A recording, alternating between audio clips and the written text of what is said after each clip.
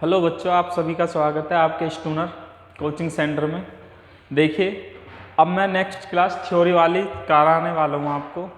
ठीक है, जो मैं समझाऊंगा सदिश और अदिश क्या होता है, अभिकेंद्र बल क्या होता है, बल क्या होता है, सही है। और जितनी भी ये जो ग्रह की गति करते हैं वो किसके कारण करते हैं, ये आपकी ये क्लास रहने वाली है, अभिकेंद्र बल।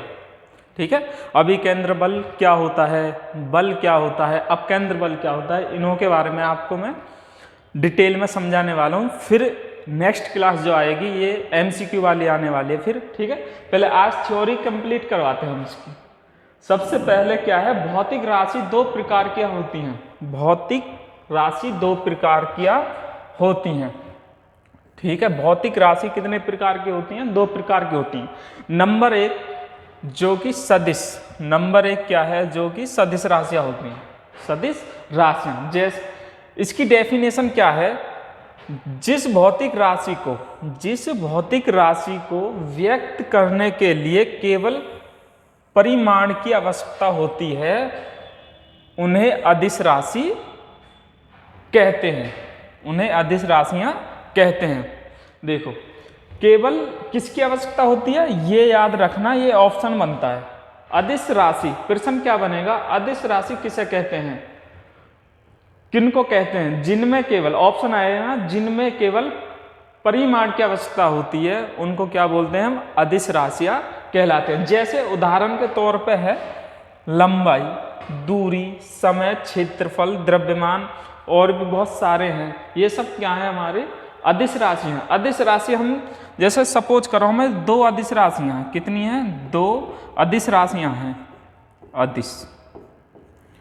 अदिश राशियां, दो अदिश राशियां हमारी ए वेक्टर कॉमा वी वेक्टर। ठीक है ना, दो। हमेशा ये वेक्टर जो होते हैं ये सदिश के लिए लगते हैं, किसके लिए लगते हैं, सदिश राशि। कौन सी, दो अदिश राशि, अदिश राशि।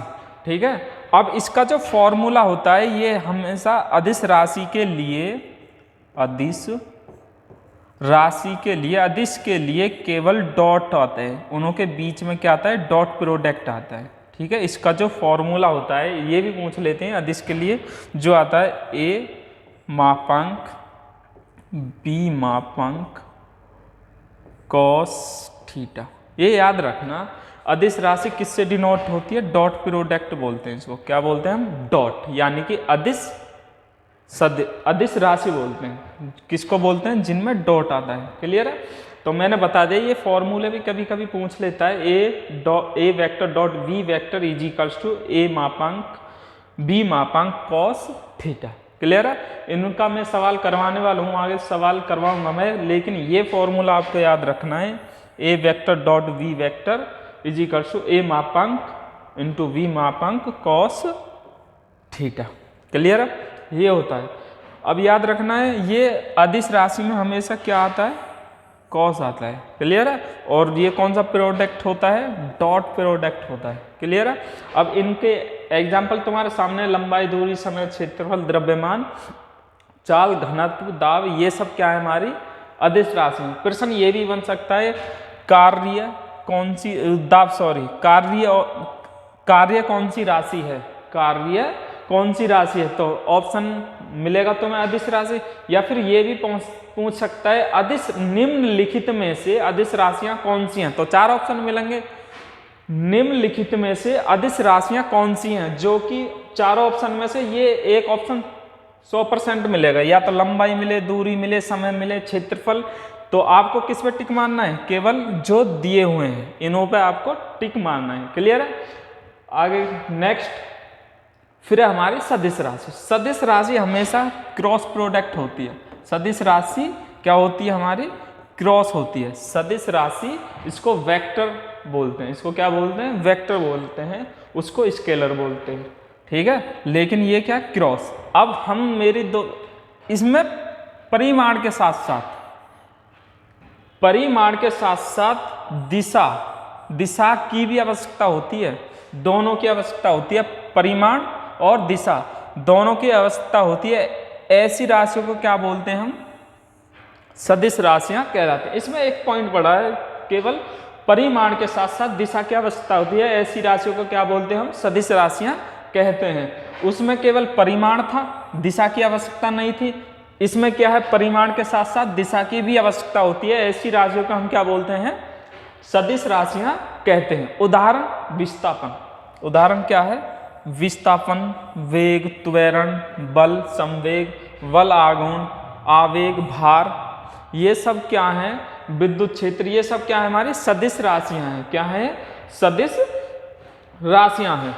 ठीक है, जैसे दो सदिश राशि कैसे डिनोट करते हैं, मान लो दो सदिश राशियां हैं हमारी, ए और बी हैं, सही है। तो इसको कैसे डिनोट करेंगे, तो ए क्रॉस लगाएंगे, क्या ये कौन सा प्रोडक्ट है हमारा, क्रॉस प्रोडक्ट है, तो इसलिए ए वेक्टर क्रॉस बी वेक्टर, ए मापांक बी मापांक साइन नीटा थीटा, साइन नीटा थीटा, या फिर कह दो ए मापांक बी मापांक साइन थीटा नीटा, ये भी बोल सकते हो, कुछ भी बोल दो, लेकिन नीटा की वैल्यू हमेशा एक अंक सदिश है। नीटा की वैल्यू, नीटा कैप की वैल्यू हमेशा क्या होती है, एक होती है, सही है। तो जब नीटा कैप की वैल्यू एक होती है हमेशा, तो क्या लिख सकते हैं, ए मापांक बी मापांक साइन थीटा, ठीक है, ये भी लिख सकते हैं हम। नीटा आगे भी ले सकते हैं, पीछे भी ले सकते हैं, और मेन फॉर्मूला ये भी आ सकता है तुम्हारा, केवल साइन थीटा। तो आपको ये समझ में तो आ गया होगा, अदिश के लिए कॉस लगाते हैं और सदिश के लिए साइन लगाते हैं, और वो डॉट प्रोडक्ट है और ये क्रॉस प्रोडक्ट है। गुणा भी हमारी कितने प्रकार के होते हैं, दो प्रकार की होती हैं, तुमने देखा था होगा कि 2 × 5 कितने होते हैं, 10, और 2 क्रॉस मतलब मल्टीप्लाई जब भी कितने होते हैं हमारे, 2 × 5 जब भी कितने होंगे, 10 ही होंगे। और ये भी डॉट ऊपर की तरफ है, ठीक है। अब ये इसका भी वैल्यू कितनी होगी हमारी, 10 ही होगी, लेकिन ये इसको बोलेंगे अदिश गुणनफल, इसको बोलेंगे सदिश गुणनफल। जिसमें डॉट लगता है उसको कौन सा, अदिश गुणनफल, अदिश गुणनफल, ठीक है। और जिसमें क्रॉस लगता है उसको सदिश गुणनफल। क्लियर है, ये आ गया समझ में। आगे देखिए,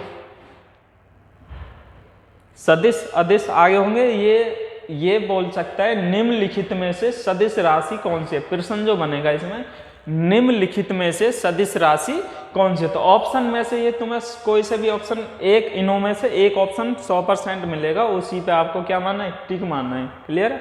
ज्यादातर क्या आता है हमारा, बल आघूर्ण, ये इंपॉर्टेंट है, क्या आता है, बल आघूर्ण,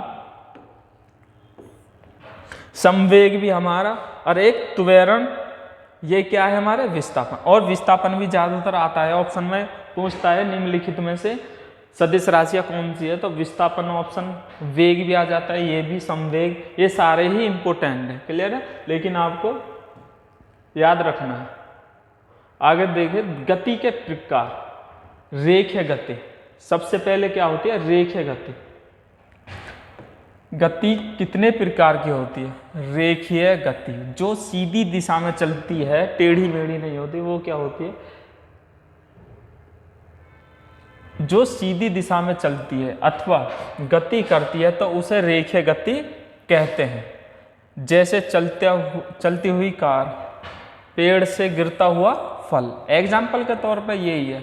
अगर आपको बोलने लगे चलती हुई कार कौन सी गति है, रेखीय गति। पेड़ से गिरता हुआ फल कौन सी गति है, रेखीय गति। क्लियर है। इसके बाद में आती है हमारी अनियमित गति। अनियमित गति, यदि कोई गतिमान वस्तु अपनी दिशा नियंत्रण बदलती रहती है तो यह गति वस्तु की अनियमित गति कहलाती है। जैसे फलों पर मंडराते तितलियां, जो सीधी सी बात है, जब किसी फल पर मंडराती तितलियां कभी मंदी कभी तेज होती हैं, उन पे बैठती हैं फिर उड़ जाती हैं, वो क्या होती हैं, वो एक समान गति से नहीं गति करती हैं उसके चारों तरफ तितलियां, ठीक है। ये क्या होती है हमारी इस टाइप की असमान गति। आगे देखिए नेक्स्ट, कंपन गति। कंपन गति इंपॉर्टेंट है। कंपन गति ये होती है हमारी जल में। जल अगर तुम देखो किसी तालाब में, उसमें कुछ पिंड डाल दो यानी कि पत्थर डाल दो, तो उसकी काफ़ी तरंगे बनती हैं, ऊपर नीचे ऊपर नीचे ऊपर नीचे काफ़ी दूर तक जाते हैं। तो ऐसी गति को हम क्या बोलते हैं, कंपन गति। यदि कोई गतिशील वस्तु अपने मार्ग के किसी नियत बिंदु के इधर उधर या ऊपर नीचे गति करती है तो यह गति वस्तु की कंपन गति कहलाती है। जैसे सरल लोलक की गति या झूले की गति या फिर एक तालाब में मारा गया पत्थर, उसकी भी क्या होती है, ऊपर नीचे गति। तो आधी गति है लेकिन उसमें ये नहीं है। तो झूले की गति क्या है हमारी, कंपन गति, और सरल लोलक की गति क्या है, कंपन की गति। और जो मैंने बताया है किसी तालाब में पत्थर डालेंगे उसमें भी कौन सी गति होगी हमारी, कंपन गति। ठीक है। वृत्तीय गति, यदि कोई गतिमान वस्तु वृत्तीय पथ पर घूमता है तो यह गति वस्तु की वृत्तीय गति कहलाती है। जैसे लट्टू की गति, पृथ्वी की गति आदि, चंद्रमा पृथ्वी के चारों ओर जो घूमता है वो कौन सी गति होती है, वृत्तीय गति। क्लियर है। आगे देखिए चाल। चाल क्या होता है, किसी वस्तु द्वारा एकांतर समय अंतराल में चली गई दूरी को वस्तु की चाल कहते हैं। यह सदिश अदिश राशि है। चाल क्या है, अदिश राशि है। मैंने बताया एग्जाम्पल में, अभी मैंने उदाहरण दिए थे अदिश में।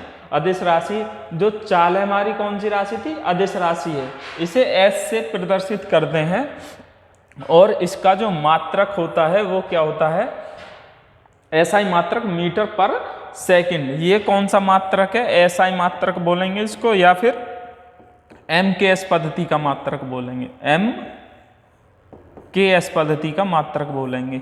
इस तरीके भी एसआई मात्रक या फिर एमकेएस पद्धति का मात्रक भी कह सकते हैं हम इसको। इसका जो फॉर्मूला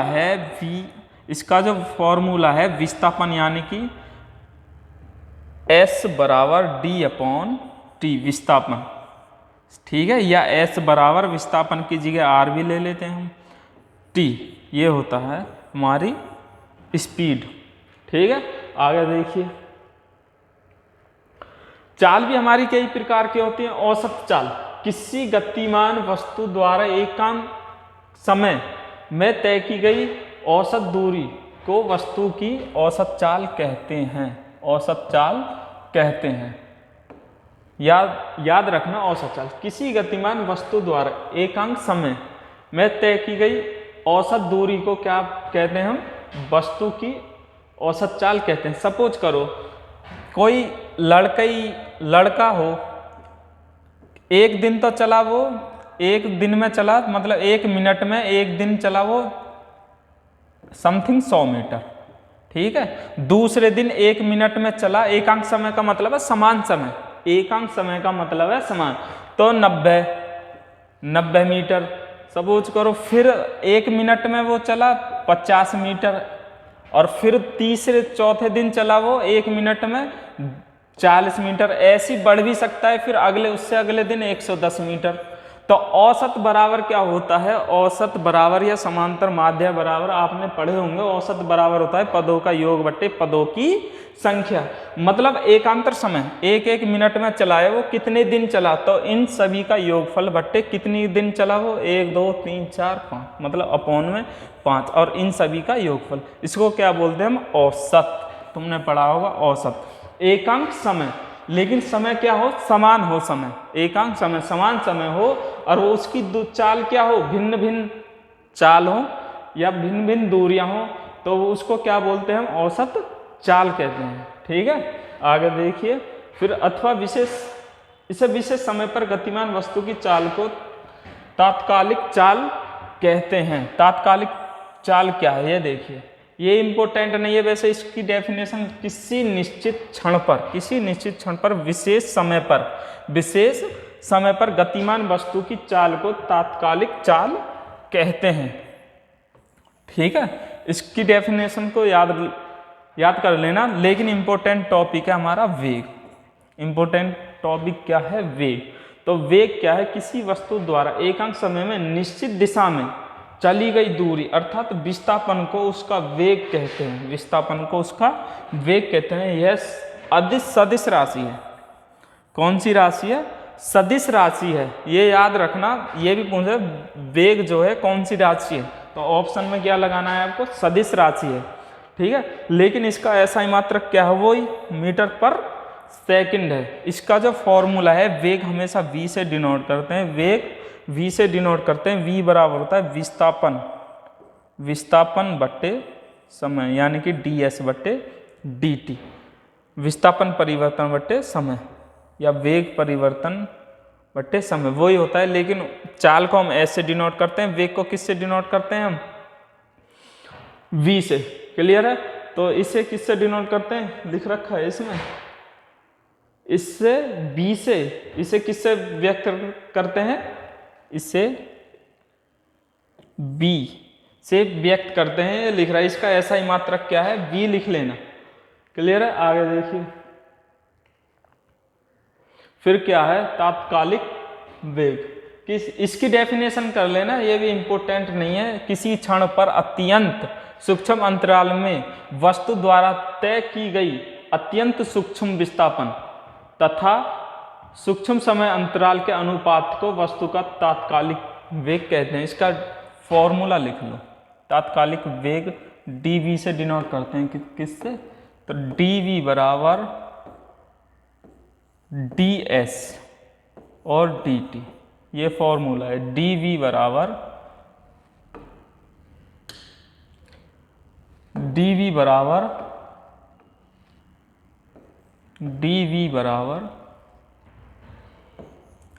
ds अपॉन dt, यानी ds बट्टे dt। ये क्या होता है? d क्यों लगाया हमने? d कभी कोई सूक्ष्म समय अंतराल में कोई परिवर्तन हो रहा हो, यदि कोई सूक्ष्म समय में कोई परिवर्तन हो रहा हो, उस परिवर्तन को दर्शाने के लिए हम क्या लगाते हैं? d। तो ये सूक्ष्म समय अंतराल है और ये भी सूक्ष्म समय अंतराल है। लेकिन यहाँ जो मैंने पीछे जो लिखवाया था, इसमें ये कर लेना आप, केवल इसे जो डिनोट करेंगे v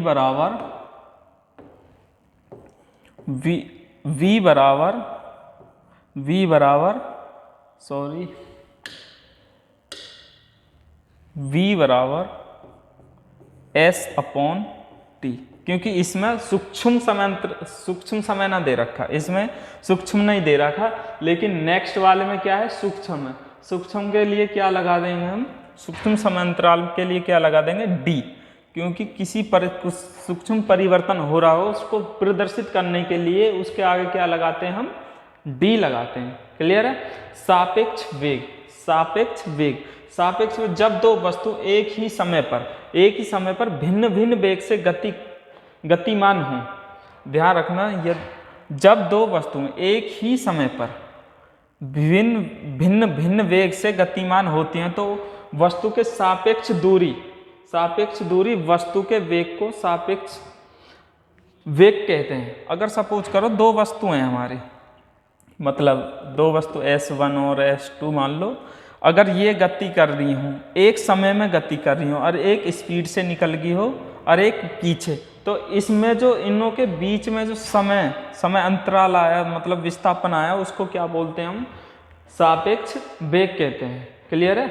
आगे देखिए, निरपेक्ष वेग। यदि वस्तु में से एक वस्तु स्थिर तथा दूसरी वस्तु गतिमान है तो दूसरी वस्तु का वेग निरपेक्ष कहलाता है।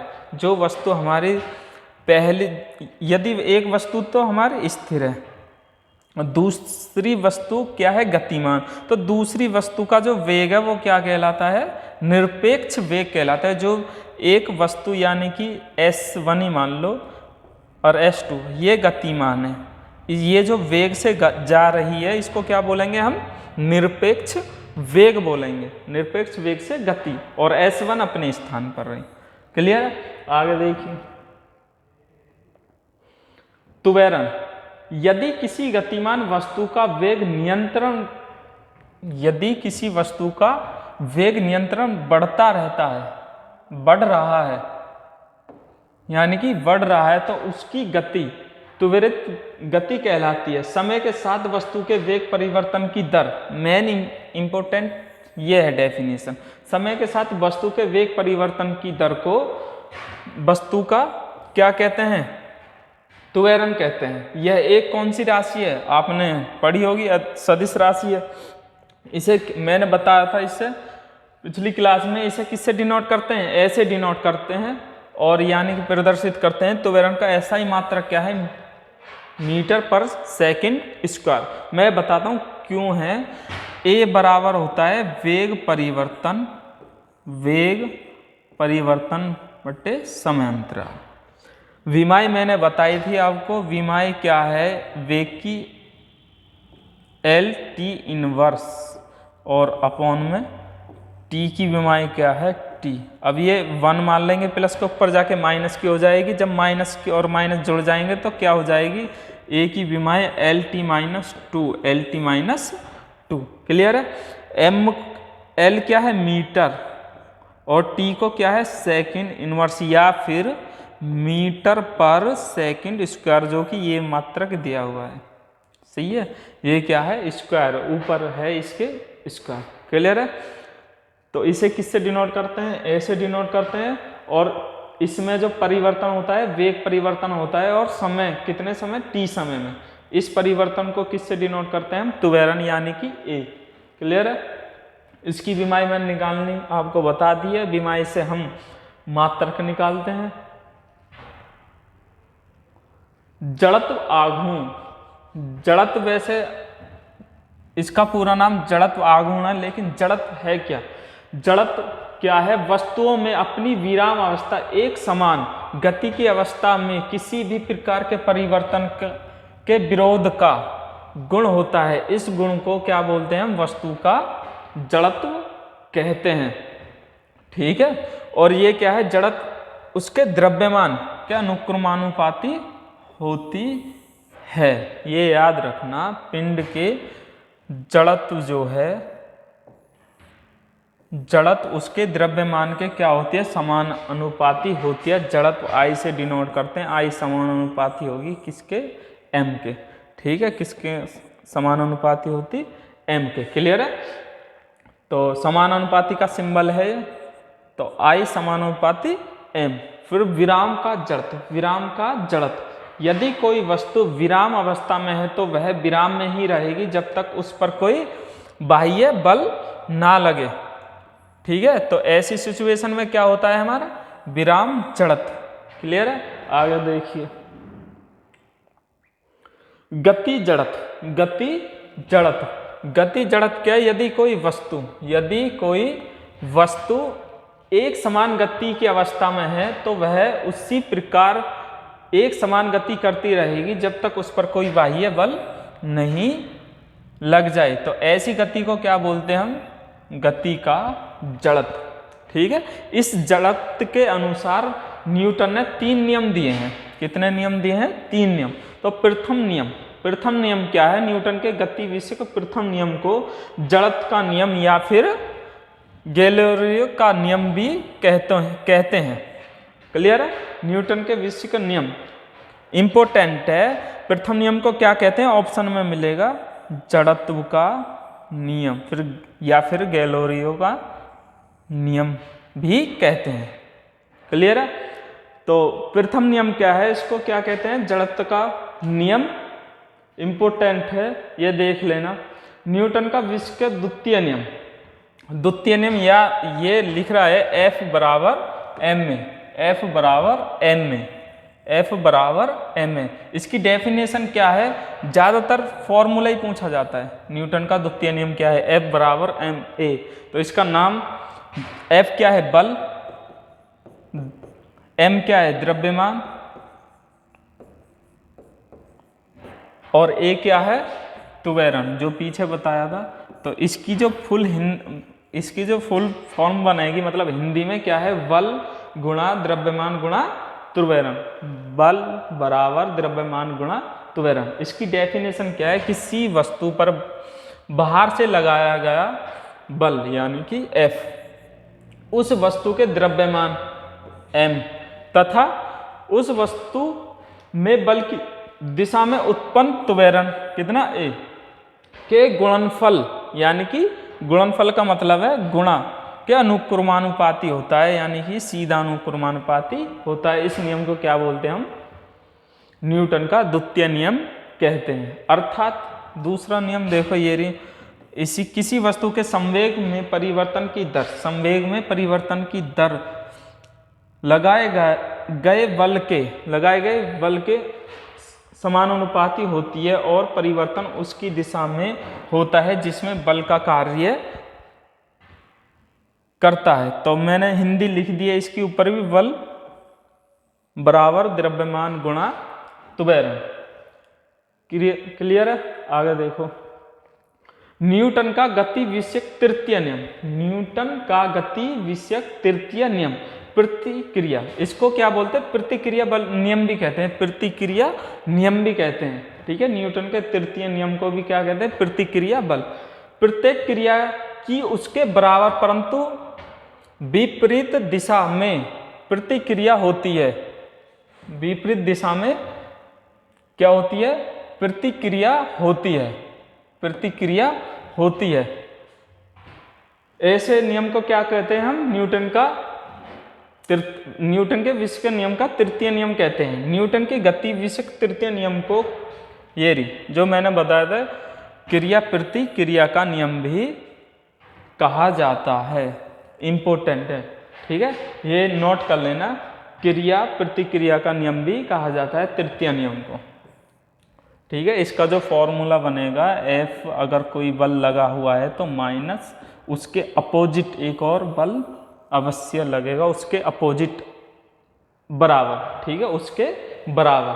ठीक है, तो कोई F बल लगा हो हमारा, ठीक है, तो F बराबर जो होगा उसके अपोजिट एक बल अवश्य लगेगा उसके बराबर। क्लियर है? आगे देखिए, संवेग संरक्षण का नियम। संवेग संरक्षण का नियम, संवेग संरक्षण के नियम के अनुसार एक या एक से अधिक वस्तु के निकाय का संवेग तब तक अपरिवर्तित रहता है जब तक वस्तु या वस्तुओं के निकाय पर कोई बाह्य बल आरोपित न हो। क्लियर है? आरोपित न हो।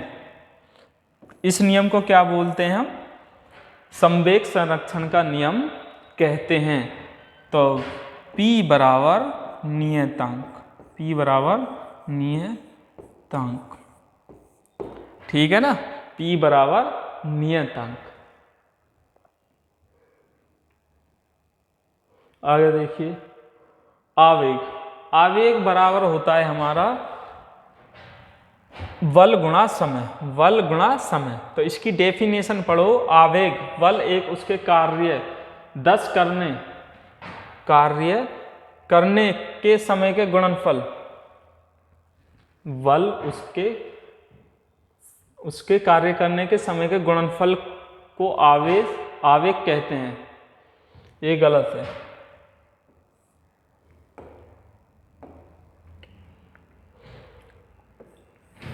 बल तथा समय, यहां लिख लेना, बल तथा समय के गुणनफल को क्या कहते हैं? आवेग कहते हैं। आवेग बल तथा समय के गुणनफल को क्या बोलते हैं हम? आवेग कहते हैं। यह एक कौन सी राशि है? सदिश राशि, और इसका मान संवेग परिवर्तन के बराबर होता है। इसका मान जो होता है वो किसके बराबर होता है? संवेग परिवर्तन के बराबर होता है। याद रखना, ये ऑप्शन सवाल बन सकता है। संवेग परिवर्तन किसके बराबर होता है? ऑप्शन आवेग, ऑप्शन संवेग, ऑप्शन बल, या ऑप्शन कुछ भी, लेकिन आपको कौन सा लगाना है? आवेग लगाना है ऑप्शन। ठीक है, आपको क्या लगाना है? आवेग लगाना है। तो देखो, एक फॉर्मूला लिख रहा है, आवेग ए से डिनोट होता है। किससे डिनोट होता है? ए से। ठीक है, तो आवेग होता है बल गुणा समय, बल गुणा समय। क्लियर है? तो इसका मात्रक न्यूटन सेकंड, इसका जो मात्रक हो जाएगा येगा न्यूटन, क्योंकि बल का मात्रक क्या होता है? न्यूटन। क्या होता है? न्यूटन। और डैश टी का मात्रक सेकंड, टी का मात्रक क्या हो जाएगा सेकंड। ये मात्रक इसका ज़्यादातर पूछा जाता है, आवेग का मात्रक क्या होता है न्यूटन सेकंड। क्लियर है। गुरुत्वाकर्षण इंपॉर्टेंट टॉपिक है। गुरुत्वाकर्षण क्या है? जिस बल के कारण दो वस्तु एक दूसरे को आकर्षित करती हैं उसे गुरुत्वाकर्षण बल कहते हैं। किसी वस्तु पर पृथ्वी के गुरुत्वाकर्षण बल को उस वस्तु पर पृथ्वी का गुरुत्व बल कहा जाता है। अगर किसी पृथ्वी या कोई पृथ्वी मान लो, अगर पृथ्वी अपनी अट्रैक्शन तो है, मतलब फोर्स है इसमें, अगर कोई चीज पृथ्वी अपनी तरफ आकर्षित करती है उस बल को क्या बोलते हैं हम? गुरुत्वाकर्षण बल कहते हैं। क्लियर है। गुरुत्वीय त्वरण, गुरुत्वीय त्वरण क्या होता है? गुरुत्वीय त्वरण गिरती हुई वस्तु के द्रव्यमान पर निर्भर नहीं करता। ये त्वरण जो है गिरती हुई वस्तु के द्रव्यमान पर निर्भर नहीं करता। यह पृथ्वी के द्रव्यमान एवं केंद्र की दूरी पर निर्भर करता है। क्लियर है। इससे किससे डिनोट करते हैं? जी। इसकी जो वैल्यू होती है 9.8 मीटर पर सेकंड स्क्वायर, या फिर जहां यूज होते हैं इसकी लगभग जो वैल्यू होती है वो 10 भी मानी जाती है, मतलब 10 मीटर पर सेकंड। ठीक है। इसकी मेन वैल्यू कितनी है? 9.8 यानी कि 9.8 मीटर पर स्क्वायर। ठीक है। आगे देखिए, अभिकेंद्र बल। अभिकेंद्र बल, अभिकेंद्र बल है क्या? अभिकेंद्र बल है क्या, ये नोट देख लो। अभिकेंद्र बल है क्या? यदि कोई चीज गोल गोल अवस्था में घूम रही है, यदि कोई वस्तु,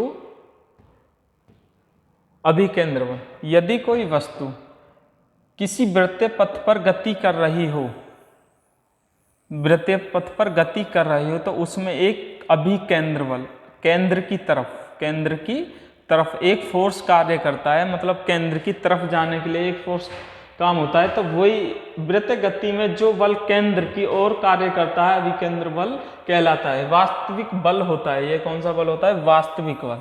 इंपॉर्टेंट टॉपिक है ये। अभिकेंद्र बल कौन सा होता है? वास्तविक बल है। इस बल के अभाव में वस्तु वृत्ताकार मार्ग पर नहीं चल सकती है। अगर ये बल नहीं लगे, अगर अभिकेंद्र बल कभी नहीं लगे, तो इसके अभाव से कोई भी वस्तु वृत्ताकार पथ की गति नहीं कर सकती। ठीक है। उसके उदाहरण क्या है हमारे? जब हम एक पत्थर के टुकड़े को डोरी में एक सिरे से बांधकर घुमाया जाता है, तो हमें डोरी पर तनाव लगता है, तनाव लगाना पड़ता है। ठीक है, लगाना पड़ता है। दूसरा उदाहरण क्या है? पृथ्वी का सूर्य के चारों ओर चक्कर लगाना, इलेक्ट्रॉन का नाभिक के चारों ओर चक्कर लगाना, चौराहे जो मोड़ होते हैं, जो गाड़ी मुड़ने के लिए, गाड़ी को मुड़ने के लिए हमें किसकी आवश्यकता होती है? अभिकेंद्र बल की आवश्यकता होती है गाड़ियों पे मुड़ने के लिए। मतलब सड़कों पर किसी चीज को मुड़ने के लिए मोड़ों पर किसकी आवश्यकता होती है? अभिकेंद्र बल की आवश्यकता होती है। तो वही चीज लिखी हुई है यहाँ पे। चौराहों पर मुड़ते समय साइकिल सवार एक झुक जाना आदि, या फिर किसी बाइक को मोड़ने के लिए कौन सा बल की आवश्यकता होती है? अभिकेंद्र बल की आवश्यकता होती है। ठीक है। आगे देखिए, अपकेंद्र बल। अपकेंद्र बल बिल्कुल सेम टू सेम, जो अभिकेंद्र बल केंद्र की तरफ को लगता था, अभिकेंद्र बल किसकी तरफ को लगता था? केंद्र की तरफ। लेकिन ये उसके उल्टा होता है। अपकेंद्र, ये उसका उल्टा होता है, केंद्र से दूर फोर्स लगता है, ये केंद्र से दूर जाता है। तो वही चीज लिखो, इसका परिमाण अभिकेंद्र बल के बराबर होता है, परंतु विपरीत होता है, परंतु विपरीत होता है। इसकी दिशा केंद्र से दूर होती है। ये अभिकेंद्र बल से अपोजिट होता है। अभिकेंद्र बल से क्या होता है? ये उल्टा होता है, ये केंद्र से दूर। मैंने बताया केंद्र से दूर जो बल लगता है उसको क्या बोलते हैं? अपकेंद्र बल। इसके जो एग्जाम्पल हैं वो कौन कौन से हैं? उदाहरण, सर्कस में मौत के कुएं कभी आपने देखे हो, कपड़े सुखाने की मशीन, दूध से मक्खन निकालने की मशीन, ठीक है, और लिफ्ट और भार आदि। यदि लिफ्ट ऊपर की ओर जाती है, यदि लिफ्ट ऊपर की ओर जाती है, ठीक है, और भी उदाहरण है, नीचे की ओर जाती है, यदि स्थिर है तो वास्तविक भार के बराबर होता है। क्लियर है? ये कौन सा बल है? अपकेंद्र बल है। ये आपकी थियोरेटिकल क्लास कंप्लीट होगी है, ठीक है, इसके बाद में कुछ नहीं है। अगर आपको ये सारे टॉपिक याद करने हैं, इसी टॉपिक में आपके क्वेश्चन बनने वाले हैं, ठीक है। ये है, यहां से अदिश राशि और सदिश राशि। सदिश राशि मैंने बता दिया था, गति के प्रकार कई प्रकार के होते हैं, कंपन, सीधी गति, वृत्ताकार गति। आगे चाल, चाल की इकाई पूछ लेता है मीटर पर सेकंड, एस से डिनोट करते हैं औसत चाल। अगर एक ही समय में अन्य भिन्न भिन्न गति करता हो उसकी क्या होती है? औसत चाल। तात्कालिक वेग, वेग देखो, वेग बराबर क्या होता है? वेग खाली वेग होता है डी वी बराबर इससे ds/t। क्लियर है?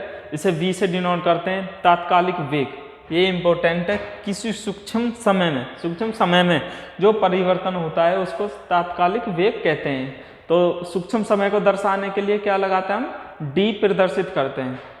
क्लियर है?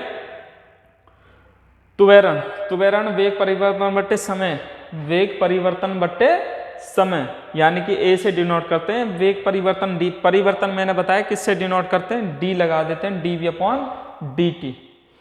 तो जड़त्व, जड़त्व मैंने बताया था, इसकी डेफिनेशन कर लेना। हर इसके ये जो समानुपाती होते हैं, जड़त्व किसके समानुपात होता है? द्रव्यमान के। किसके समानुपात होता है? द्रव्यमान के। जड़त्व के अनुसार जो हम न्यूटन ने 3 नियम दिए थे, जिसमें प्रथम नियम कौन सा नियम कहलाता है? जड़त्व या गैलीलियो। फिर क्या है न्यूटन का द्वितीय नियम? द्वितीय नियम इंपॉर्टेंट है, F बराबर ma, या फिर हिंदी में आ सकता है द्रव्यमान गुणा त्वरण, ठीक है। तृतीय नियम अपोजिट बल या प्रतिक्रिया बल कहलाता है। प्रतिक्रिया बल यानी कि F कोई बल लगा हो तो इसके अपोजिट बल माइनस से डिनोट करते हैं। सेम टू सेम एक बल और लगेगा जो कि इसके अपोजिट होगा, ठीक है। आगे देखिए, संवेग संरक्षण P बराबर नियतांक, P बराबर नियतांक, P बराबर नियतांक मतलब dp/dt कर लेना। क्या होता है हमारा? नियतांक होता है। ये संवेग संरक्षण का नियम कहलाता है, ठीक है। आवेग किसके गुणनफल को? बल तथा समय के गुणनफल को क्या आप कहते हैं? हम आवेग कहते हैं। इसे भी ऐसे डिनोट करते हैं, तो F बराबर t। इसका जो मात्रक है, मात्रक क्या है हमारा? Newton second. मात्रक क्या है? Newton second. बता दिया था मैंने। गुरुत्वाकर्षण, गुरुत्वाकर्षण पृथ्वी में होता है, या यदि कोई वस्तु अपनी ओर किसी चीज को अपनी तरफ खींचते हो, उसमें कौन सा बल होता है? गुरुत्वाकर्षण बल, जो कि हमारी पृथ्वी में है, ठीक है। और गुरुत्व त्वरण g से डिनोट करते हैं। अगर कोई चीज पृथ्वी की तरफ गिर रही हो तो उसका जो वैल्यू होती है वो क्या होती है? 9.8 होती है। क्लियर है? आगे देखिए, अभिकेंद्र बल मैंने बता देता है। अभिकेंद्र, केंद्र की तरफ। अभिकेंद्र बल किसकी तरफ लगता है? केंद्र की तरफ लगता है अभिकेंद्र बल। क्लियर है? अपकेंद्र बल, अपकेंद्र बल केंद्र से दूर, केंद्र से दूर। इसके जो मेन उदाहरण है, दूध से मक्खन निकालना, कपड़े की मशीन, या फिर कोई लिफ्ट नीचे से ऊपर जाती है, इसमें कौन से बल लगते हैं? मौत का कुआं, जो कि इंपॉर्टेंट है, इसमें क्या लगता है? अपकेंद्र बल, ठीक है। ये आज के लिए इतना ही काफ़ी है। ये आपकी थ्योरेटिकल क्लास है, यानी कि थ्योरी वाली क्लास है, तो आज के लिए इतना ही काफ़ी है, ठीक है।